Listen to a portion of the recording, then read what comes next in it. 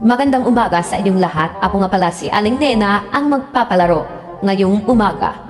Ang mga nabibilang ko sa ating palaro ay walang iba, kundi ang aking dalawang anak na si Berto at Berting. Umpisa na ang laro. A few moments later. Mga anak, Berto, Berting.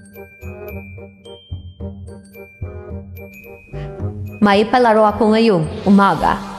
Handa na ba kayong dalawa? Handang-handa na ako, Nay. Handang-handa na rin ako, Nay.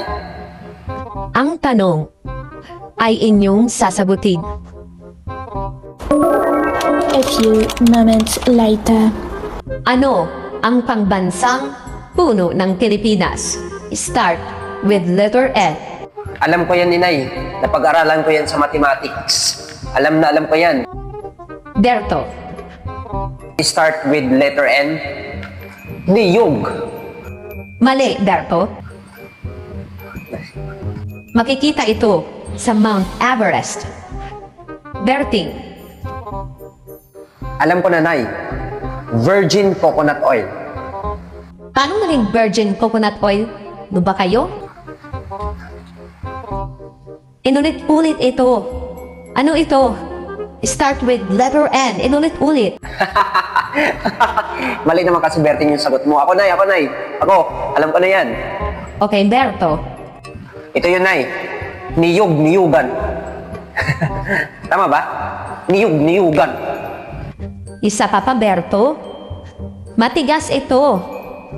Matigas. Ano ito? O, Berting. Ano pa yun? Niyog na baog.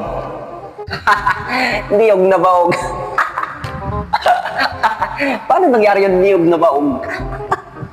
Ano ba yan? Ang simple lang ng katanungan, hindi nyo masagot dalawa? Ano, nag-aaral pa ba kayo?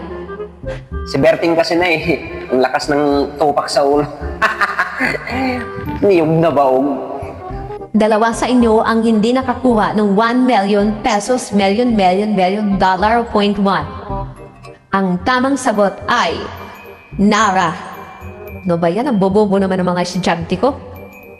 Ay, nabago na pala yung pambansang puno ng Pilipinas. Baka naman kasi iba yung flavor, no? Ano ba yan? Nara flavor.